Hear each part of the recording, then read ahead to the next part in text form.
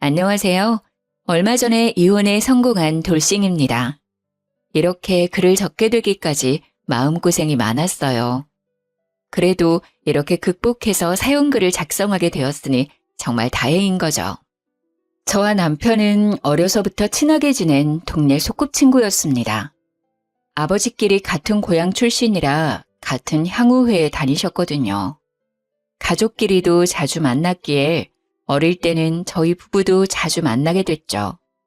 사춘기 때는 좀 멀어졌지만 사회인이 되어 다시 만났을 때는 서로에게 관심이 있어 연인으로 발전했습니다. 저희 집이 살짝 더 잘 살았기에 시부모는 처음에는 무척 잘해주었어요. 그런 저의 완벽할 것 같았던 결혼 생활에 금이 간 것은 단 한 가지 문제 때문이었습니다. 아가, 도대체 몇 년 동안 우리를 더 기다리게 할 참이냐? 너 시집 오기 전에 호언장담을 했어. 떡두꺼비 같은 손주 척하니 안겨주겠다고. 죄송해요, 아버님. 저희도 이래저래 노력은 하고 있는데 잘 안 생기네요. 으이그, 대체 이게 뭐냔 말이야. 우리 정호 3대 독자야. 자식은 많이 낳아도 모자란데 어찌 단 한 번도 소식이 없어.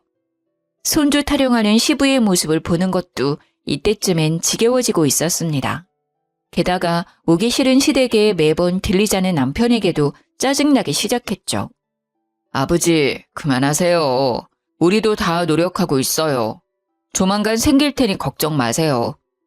7년 동안 안 생긴 애가 갑자기 생길 리가 있겠냐? 예, 정호야.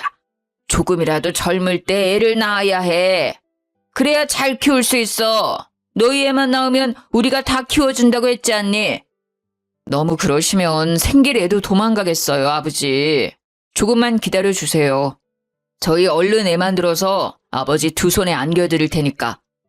이렇게 호언장담의 말을 꺼내는 남편에게도 화가 났습니다. 노력이라고는 하지도 않으면서 최근에는 늦게 들어와 피곤하다, 바쁘다며 저를 외면하기만 하면서 말이죠. 그리고 너 얼마 전에 사업 자금으로 돈 필요하다더니 어떻게 됐어? 아버지한테 손 벌리지 마라. 나는 못 빌려줘. 아, 그건 어떻게든 해결했어요. 장인어른께서 5천만 원 빌려주셨어요. 그래, 애를 못 가지면 그런 거라도 도움이 되어야지. 너한테 있는 건 그 돈 많은 아버지뿐이지 않냐. 그래도 여자한테 제일 중요한 건 후손을 낳는 거야. 일의 경중을 잘 알아서 꼭 이번 연도에는 애를 가질 수 있도록 해. 네, 아버지. 걱정 마세요. 매번 시댁에 올 때마다 죄인이 되어가는 제 마음은 이때쯤에는 거의 마모되어 있었습니다. 그런 제게 이런 모욕적인 언사를 퍼붓는 시부의 모습은 거의 귀신처럼 보여 저는 노이로제에 걸리기 일보 직전이었습니다. 결국 그날도 집에 돌아온 저는 남편에게 부탁했습니다. 여보, 우리 난임센터 한번 가보자. 응? 뭘 그렇게까지 해. 우리 둘 다 건강하고 문제 없잖아. 조만간 곧 생길 거야. 무슨 소리야. 이제 좀 있으면 나도 30대 후반이야. 체력 더 떨어지기 전에 뭐라도 해봐야 될 거 아니야. 괜찮다니까. 너무 초조해하면 생길 애도 더 안 생겨. 자기는 모르잖아. 내가 받는 스트레스. 시댁만 가면 내가 죄인이 된 것 같아. 매번 똑같은 이유로 구박받는 내 기분 자기는 절대 몰라. 시댁에 다녀온 날에는 하루도 빠짐없이 저와 남편은 다툼이 생겼습니다. 이유는 난임센터라도 가보고 싶은 저와 그럴 필요 없다는 남편의 의견이 항상 충돌했기 때문이었습니다. 내가 그걸 아니까 매번 아버지 잘 타이르고 있잖아. 나한테만 왜 자꾸 뭐라고 하는데. 그리고 난임센터 가려면 자기 혼자서 가봐. 나는 절대로 거기 안 갈 거야. 문제 있는 사람 취급하는 것도 하루 이틀이지. 그럼 나더러 어쩌라는 건데. 왜 매번 내가 그런 이야기를 들어야 해? 나도 우리 집에서는 귀한 외동딸이야.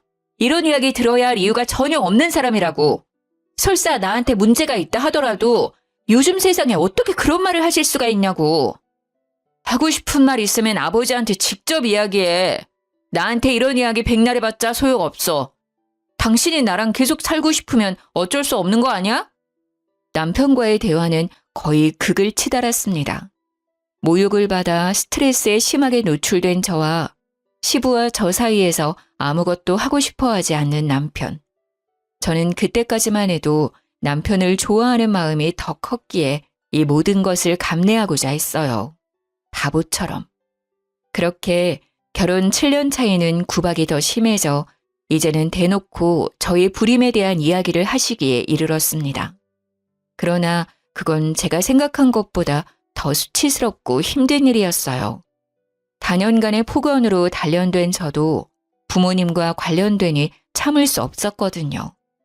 이혼을 결심한 그날은 김장 때였습니다. 얘, 넌 무슨 밥을 그리 많이 먹어? 애 하나도 가지지 못하는 며느리가 시댁밥을 이렇게 축내다니 나중에 집에 가서 먹어. 그래, 설마 꼴랑 김장하러 왔다고 밥 얻어먹을 생각하는 건 아니지? 너한테 줄 밥도 아깝다. 우리 집에서 사람 대접 받고 싶으면 빨리 손주나 만들어 와라. 그 전에는 난 너 며느리로 인정 못 해줘.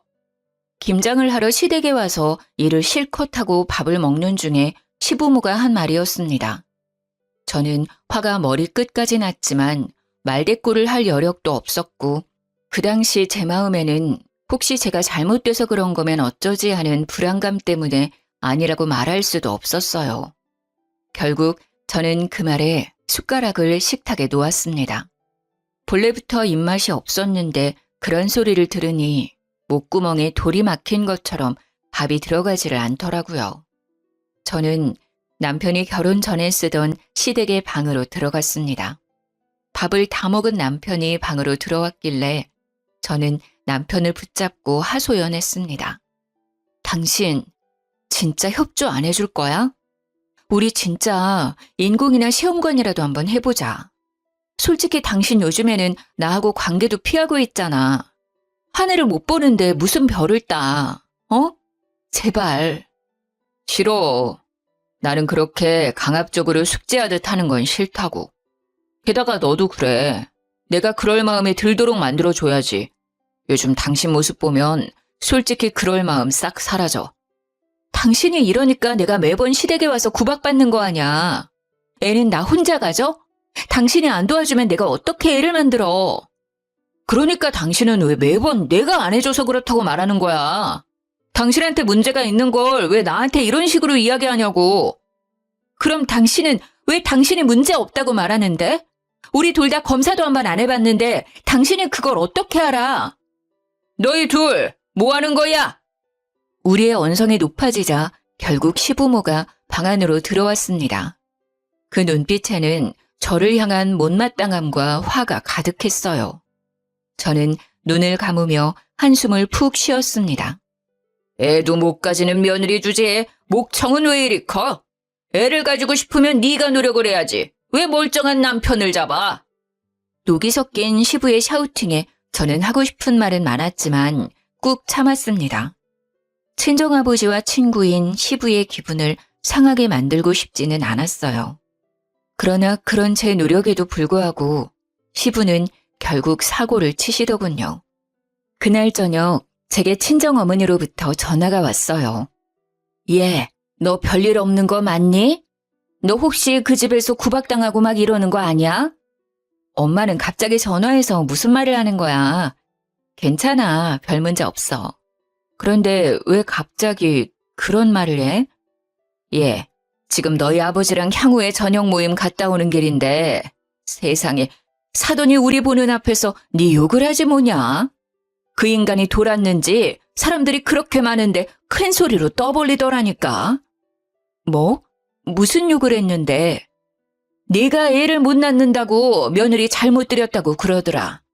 나 원참 볼 것도 없는 사위 그래도 딸이 좋아하는 사람이라고 용돈도 챙겨주고 사업자금까지 챙겨줬는데 남의 딸을 욕해? 엄마가 잘못 들은 건 아니고 설마 아버님이 우리 아버지한테 그런 말을 했을 리가.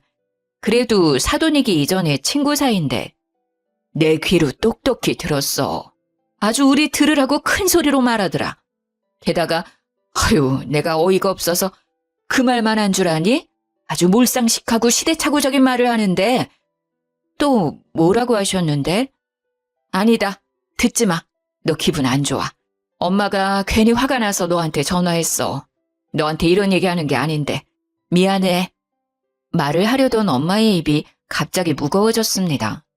그 모습에 묘하게 오기가 생겨 저는 어머니를 추궁했습니다. 뭐라고 했는지 말해봐. 사실 나 애 못 가진다고 시댁에서 자주 구박받아. 항상 나한테 하던 말씀 하셨겠지. 뭐? 진짜로 그래? 너 진짜로 옛날 같으면 첩이라도 드릴 판이라는 말을 듣는 거야? 아니, 대리모라도 쓰라는 그런 말도 안 되는 소리까지 들어? 이게 무슨 일이야? 너 당장 이혼해. 엄마는 절대로 그 집에 너 안 놔둘 거야. 설사 네게 문제가 있다 하더라도 시부가 어떻게 며느리 욕을 그렇게 아는 사람 많은 데서 할 수 있어? 화가 난 친정어머니의 그 말에는 저도 깜짝 놀랐습니다. 어떻게 그렇게 심한 말을 했을까?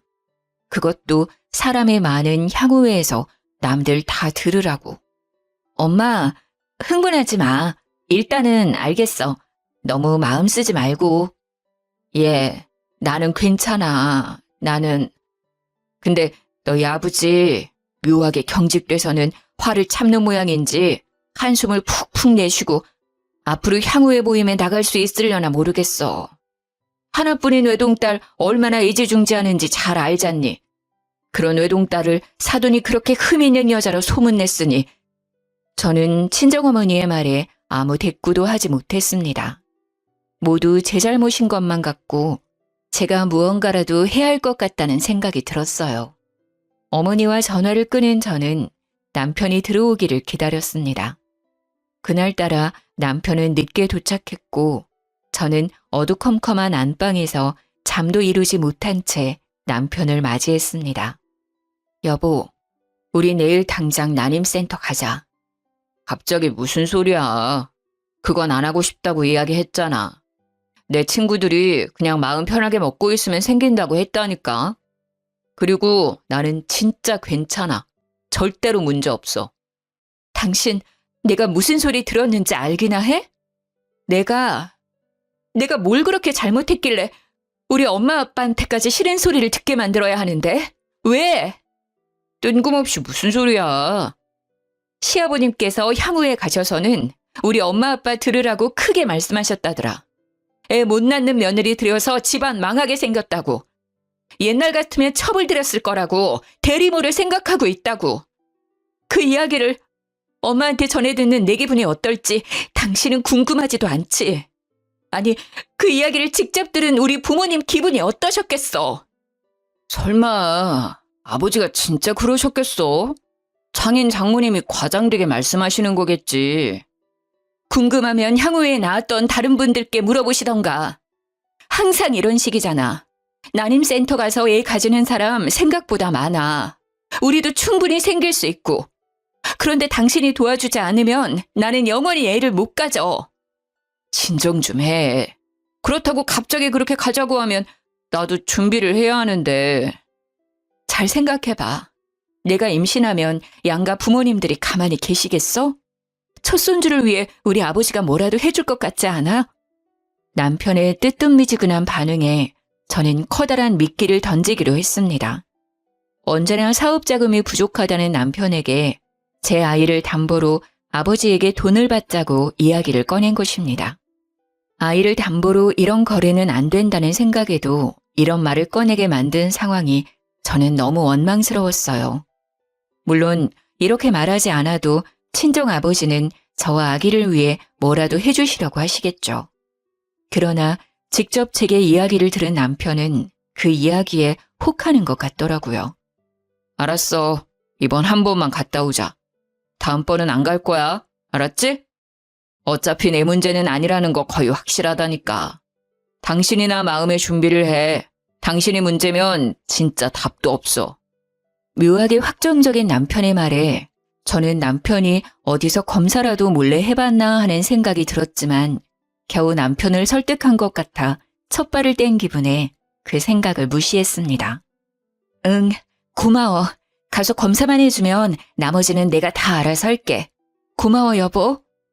결국 그의 승낙을 받아낸 저는 남편과 함께 다음 날 난임센터로 향했습니다. 저도 남편도 검사를 받고 결과를 기다리고 있는데 갑자기 저와 남편 폰이 동시에 울리기 시작하더군요. 저에게는 시모가, 남편에게는 시부가 전화를 했더라고요.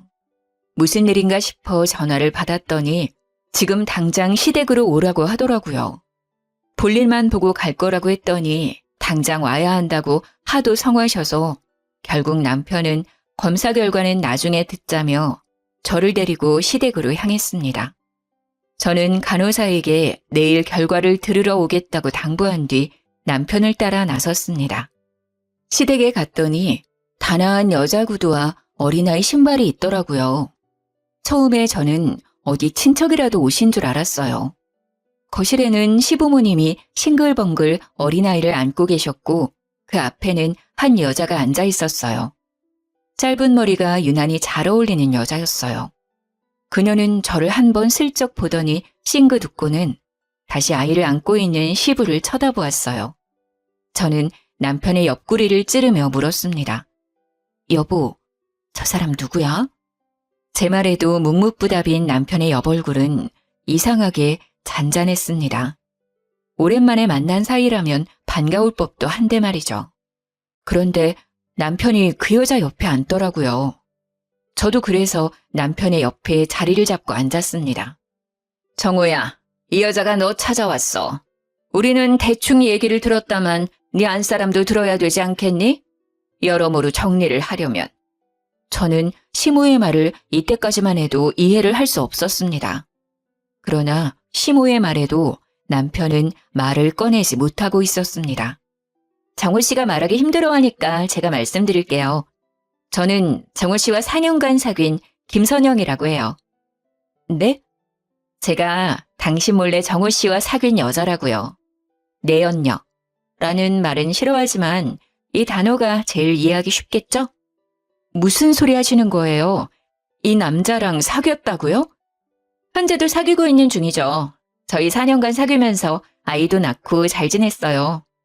솔직히 그렇게 그냥 지낼 수도 있었는데 정호 씨 시댁에서 손주 문제로 힘들다는 이야기를 듣고 이렇게 제가 직접 찾아왔어요. 저는 점차 열이 오르는 것이 느껴졌습니다. 게다가 남편에게 오려는 아이의 모습을 보니 그 말이 거짓도 아니라는 걸 느꼈습니다. 남편은 능숙한 솜씨로 아이를 안아주더군요.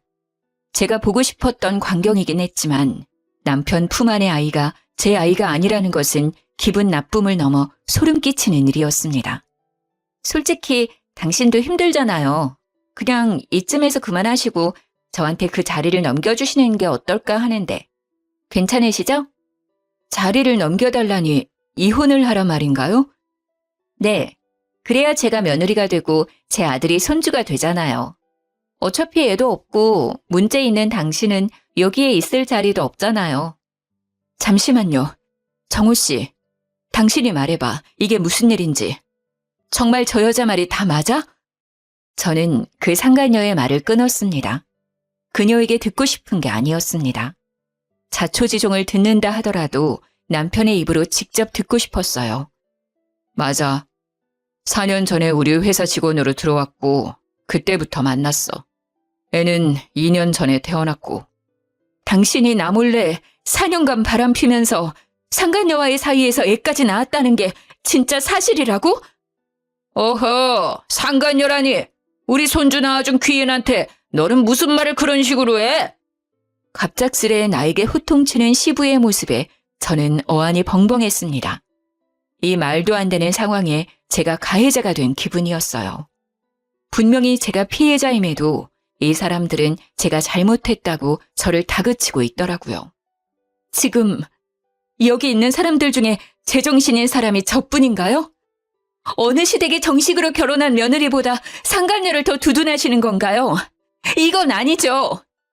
어디서 말을 함부로 해? 이게 다 네 잘못 아니냐? 네가 애 못 낳는 성녀라는 걸 알았으면 절대 너랑 우리 정호 결혼시키지 않았을 거다. 제가 성녀인지 아닌지 어떻게 하시는데요? 왜 제가 항상 문제라고 말씀하시는 거냐고요? 네가 못한 걸 정호 애인이 해주지 않았냐? 어디서 목청을 크게 높여? 네가 뭘 잘했다고? 7년 동안 시간만 잡아먹으면서 대까지 끊기게 만들고.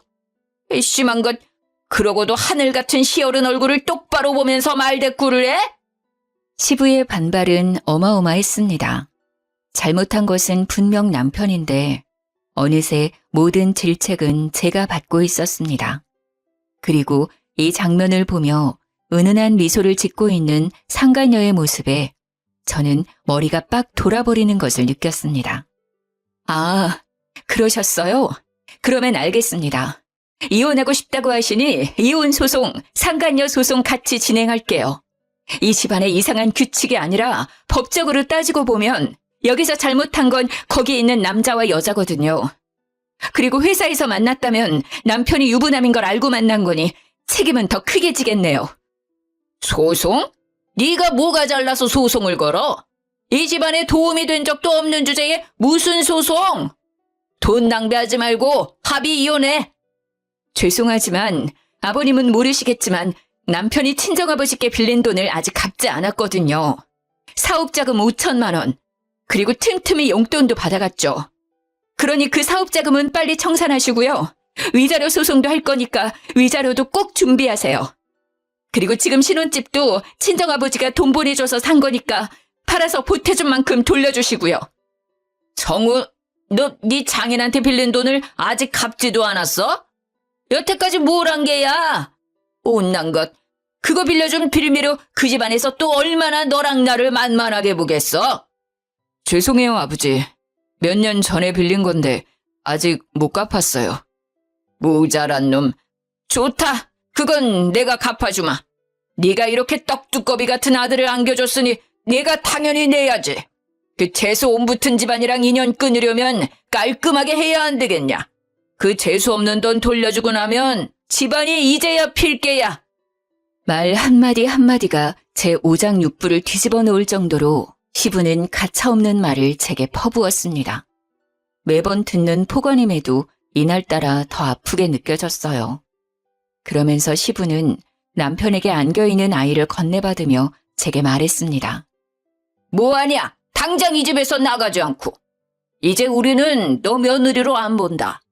지금부터 우리 손주 낳아준 선영이가 우리 며느리야. 그러니 당장 우리들 집에서 썩 꺼져! 제가 할 말이네요. 저도 이런 상식 이하의 집안에 잠시라도 있고 싶지 않으니까요. 대신 돈 문제는 정확히 해결해 주세요. 하나라도 해결 안 되면 그것도 변호사 사서 소송 걸 테니까요. 아이고, 그러세요?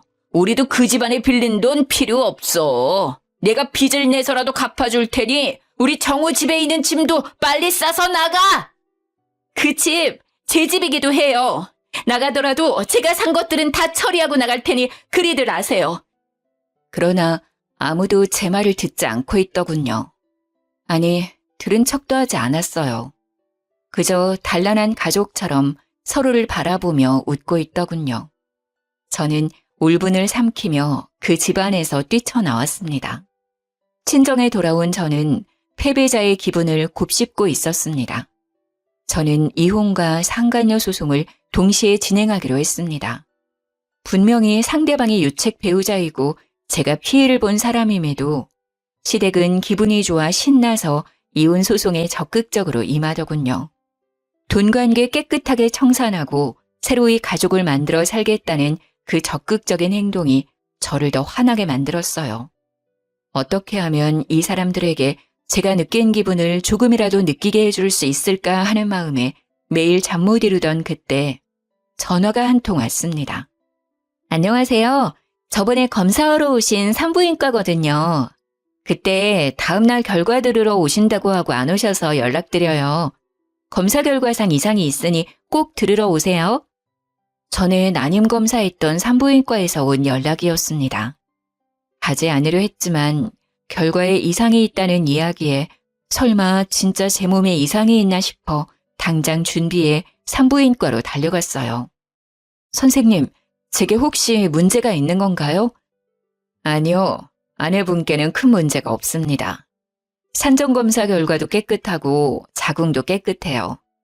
그런데 남편분은 같이 오지 않으셨네요. 같이 들으러 오실 줄 알았더니. 아, 지금 사정이 있어서 저만 오게 됐어요. 혹시 뭐가 안 좋나요? 남성분 정자 검사 결과가 그다지 좋지 않습니다.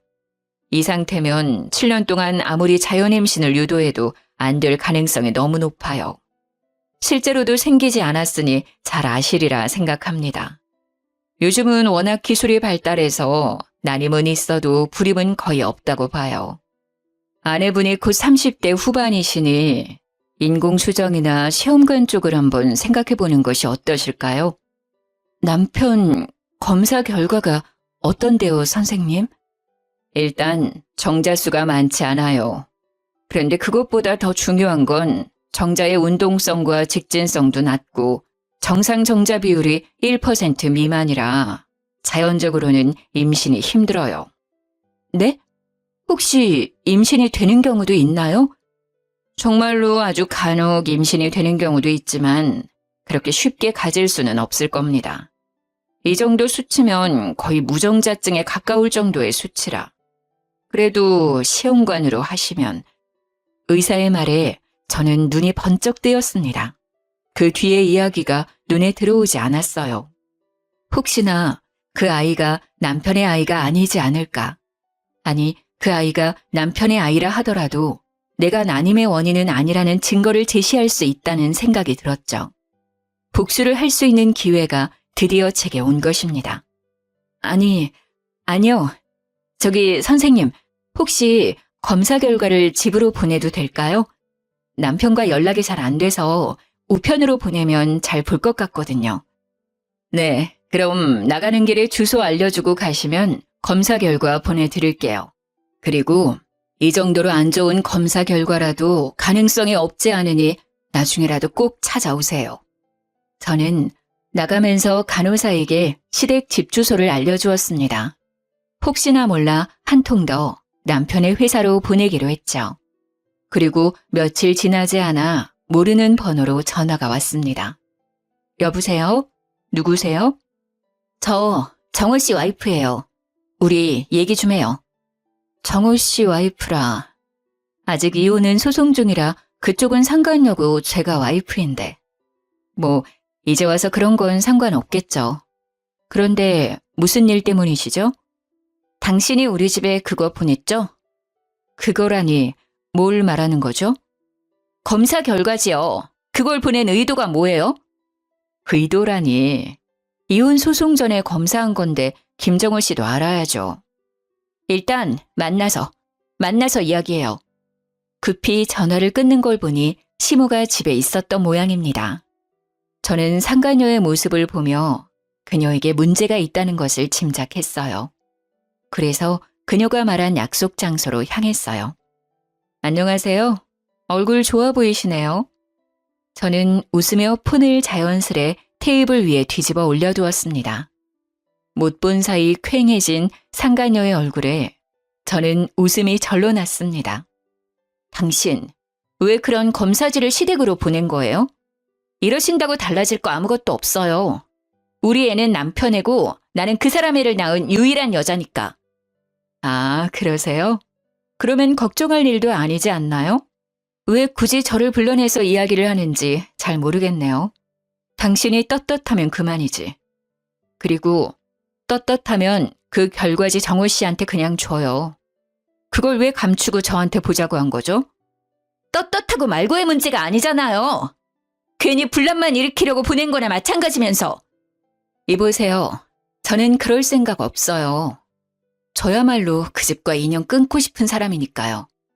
다만 그 검사 결과지에는 김정호 씨의 검사 결과가 있었고 그걸 들으러 가지도 않은 김정호 씨를 위해 결과를 우편으로 보낸 것뿐이에요. 그렇지만 굳이 그런 결과를 우편으로 보낼 필요가 있으셨나요? 남편이 멀쩡하다는 증거가 바로 우리 애예요. 게다가 저희는 이미 가족이라고요. 당신 같은 외부자가 왈가왈부 할 일이 아니라고요. 그러니까 그렇게 당당하시면 친자검사라도 해보면 되잖아요. 당신 말대로라면 그 아이는 1%의 기적을 만들어낸 아이일지도. 의사는 자연임신 성공률이 굉장히 낮다고 했지만 이렇게 임신하셨잖아요. 그럼 축하받을 일이죠. 제게 찾아와서 따질 일이 아니라. 저는 절대 안 해요. 제가 왜 친자검사를 해요? 우리 애는 정호 씨 애가 확실하다고요. 그러세요? 다행이네요. 김정호 씨 3대 독자라 시부모께서 손주에 대한 애정이 남다르시거든요. 그때 보셔서 아시겠지만 손주라면 간이고 쓸개고 다 빼주실 위인이시라. 저는 상간녀의 얼굴이 허옇게 질린 것을 보고 웃어주었습니다. 그리고는 말이 다 끝난 것처럼 자리에서 일어나며 뒤집어 놨던 폰을 들어서 귀에 댔습니다. 다 들었지, 김정호 씨? 걱정할 필요 없겠는데? 이렇게 대쪽같이 당신이라는데 거짓말은 아니겠지. 친자검사는 자기가 알아서 하시고 이제 둘이 이야기하면 되겠네. 저는 폰 너머 소리치는 남편의 목소리를 무시하며 전화를 끊었습니다. 제 모습에 상간녀의 얼굴이 허옇게 질렸더라고요. 당신 뭐 한 거야? 설마... 네, 방금 그 전화 김정원 씨고요. 똑같은 검사지 그 사람 회사에도 하나 더 보냈어요. 혹시 누가 헛수작해서 못 볼 수도 있으니까요. 제 예상에 맞아서 그렇게 하셨죠. 여기 들어오기 전에 전화 왔길래 우리 대화 들려준 것뿐이에요. 괜찮죠? 어차피 당신은 거리낄 것 없잖아요. 미친... 그때 그녀의 전화벨 소리가 울리는 것이 들렸습니다. 가방에서 폰을 꺼낸 상가녀의 표정이 순식간에 일그러지더군요. 분명 남편이 전화한 거라 생각한 저는 말했습니다. 그럼 두 분이서 즐거운 대화 나누세요. 저는 이만.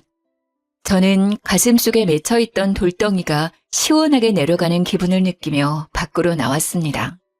카페 창문 너머로 보이는 상간녀의 쩔쩔매는 모습이 어찌나 보기 좋은지. 저는 피식피식 나오려는 웃음을 참느라 애썼습니다. 정말 단 하루 만에 세상이 다르게 보이더라고요. 상간녀의 모습을 보아하니 그녀도 뒤가 구린 구석이 있었나 보더라고요. 그렇게 일이 끝나는 줄 알았습니다만 몇 주 뒤 남편이 저를 찾아왔어요. 여보, 우리 이야기 좀 해. 미안한데 난 할 말 없어, 김정호 씨. 그리고 여보라고 부르지 마. 곧 관계 청산할 사이에 무슨 여보? 게다가 당신 여보는 시댁에 잘 있지 않아? 당신 애도. 우리 제발 이제 그만하자. 내가 사과할게. 내가 인정할게. 이혼 소송 취소하고 다시 돌아가 우리. 미안한데 나는 그 집에 안 돌아가. 나 나갈 때 무슨 소리를 들었는지 당신도 잘 알지? 그런 소리를 듣고도 다시 돌아오라는 말을 해? 당신 시부모님이 나 다시 돌아오는 거 불쾌하게 여기실 거 아니야. 어머니도 아버지도 이제 2번 다시 당신한테 안 그럴 거야.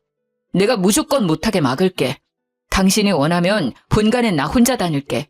뭐든 당신한테 다 맞춰줄 테니까 제발 다시 시작하자 우리. 정신 차려. 당신 애 아빠야. 상간녀랑 사이에 애까지 가져놓고 나한테 와서 도대체 왜 이러는데? 애랑 그 여자랑 알콩달콩 살아. 내 애가 아니었어. 그랬어? 그런데 어쩌라고? 비장하고 오열하는 듯 말하는 남편에게 저는 덤덤하게 되받아쳤습니다. 내 애가 아닌 다른 남자 애였어. 그때 나랑 동시에 만나던 사람이 있었는데 그 남자 아이래. 그 남자랑 동거하면서 생긴 아이라고 하더라고. 그때 나한테 온 건 이미 계획된 거였더라고.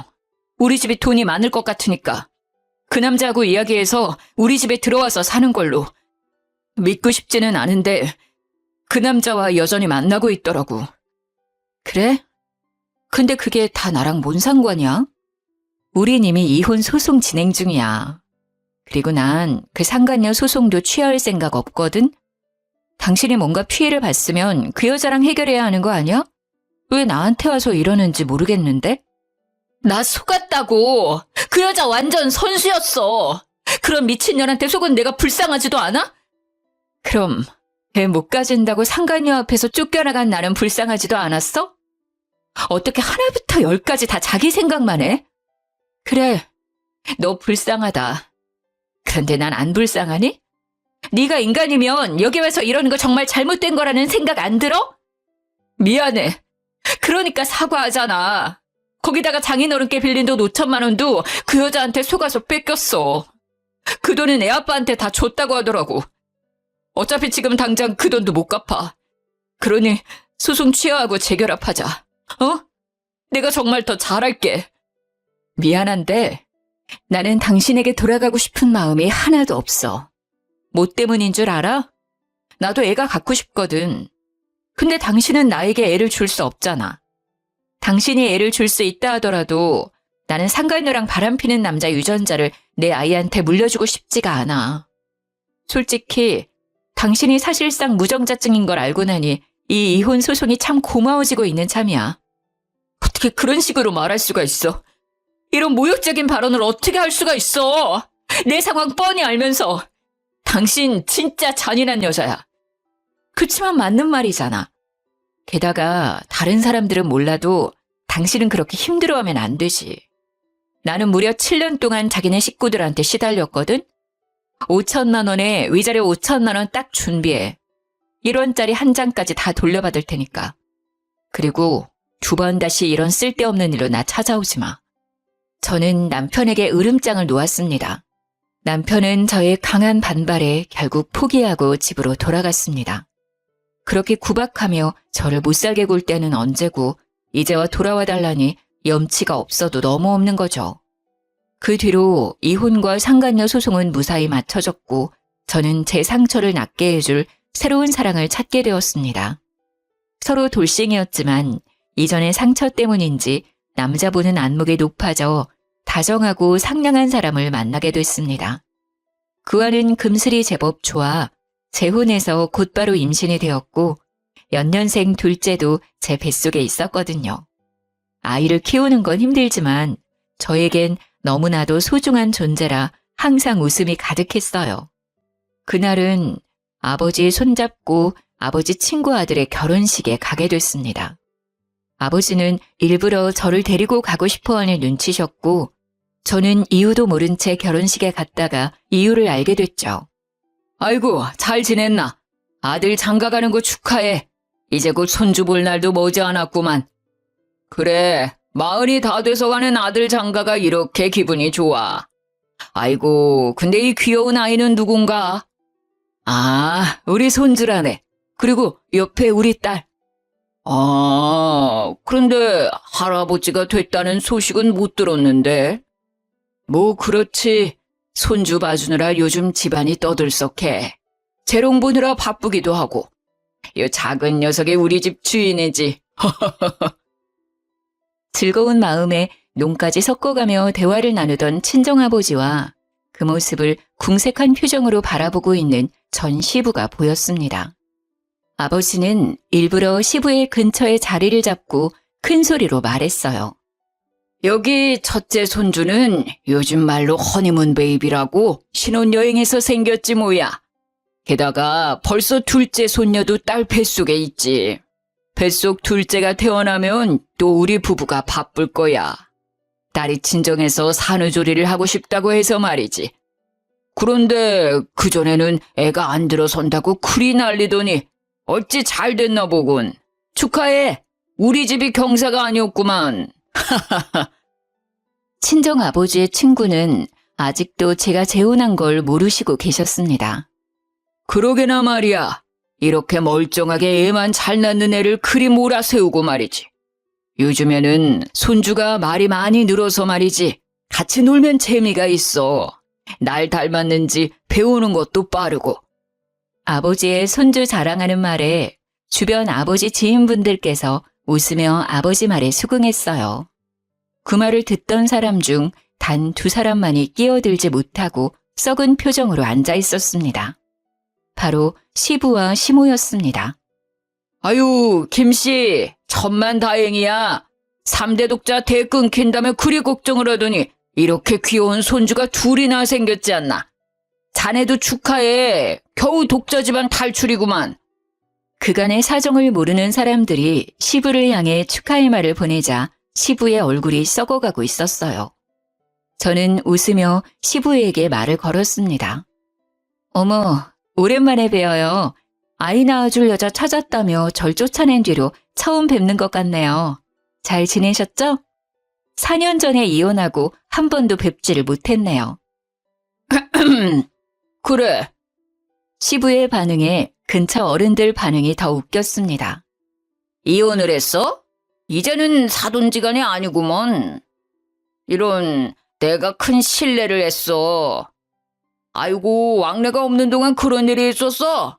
그런데 보자.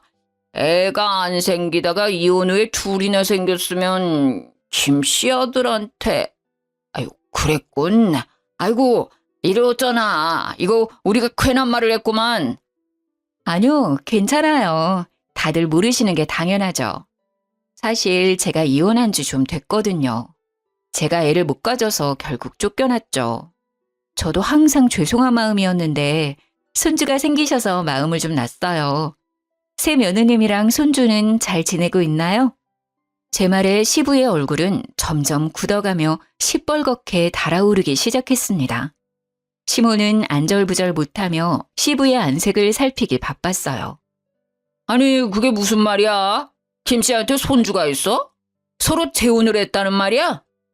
네, 저 쫓겨나던 날 새 며느님이 아기 데리고 집에 왔더라고요. 그때 그 애가 2살쯤이었으니 지금쯤 6살은 됐을 텐데. 많이 컸겠죠? 어찌나 귀여운지 엄마를 쏙 닮았던데요. 제 말에 시부는 결국 참지 못했는지 자리를 박차고 일어나 나가버렸습니다. 그리고 시부의 곁에 있던 시모도 황급히 시부를 따라갔습니다. 왜 저래? 아니, 새 며느리의 손주까지 생겼다면 됐지. 뭐 서로 마주하기에는 얘 과거가 좀 그렇지만 서로 가정을 다 이루고 있는데 뭐가 저리 마음에 안 든다고 가버리는 거야? 시부는 결국 알아버리고 말았던 것 같습니다. 자신의 새로운 며느리가 낳은 손주가 자신의 핏줄이 아니라는 것을요. 그것을 밝히지도 못하고 그저 떠날 수밖에 없었던 시부의 모습이 어찌나 작아 보이는지 실소가 터졌어요.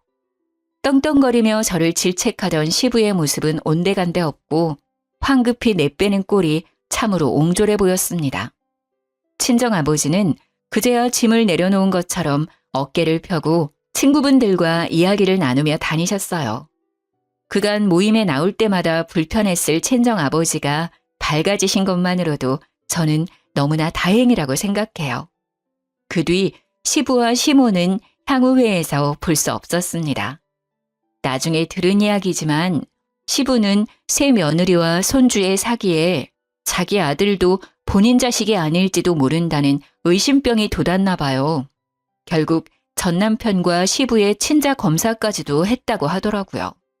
그걸로 시모와 시부의 사이가 급격히 틀어졌고 시모는 시댁을 나와 전 남편 집에서 살고 있다고 해요. 전 남편은 상간녀가 자신의 직장으로 찾아와 아들만은 버리지 말라고 애걸복걸 매달렸다나 봐요. 그걸 매몰차게 내쫓아버리는 모습에 회사에서는 천하의 나쁜 놈이 되었고 결국 그 아이가 자기 아들이 아니라는 말은 하지 못한 채 잦은 퇴사를 했다고 하더라고요.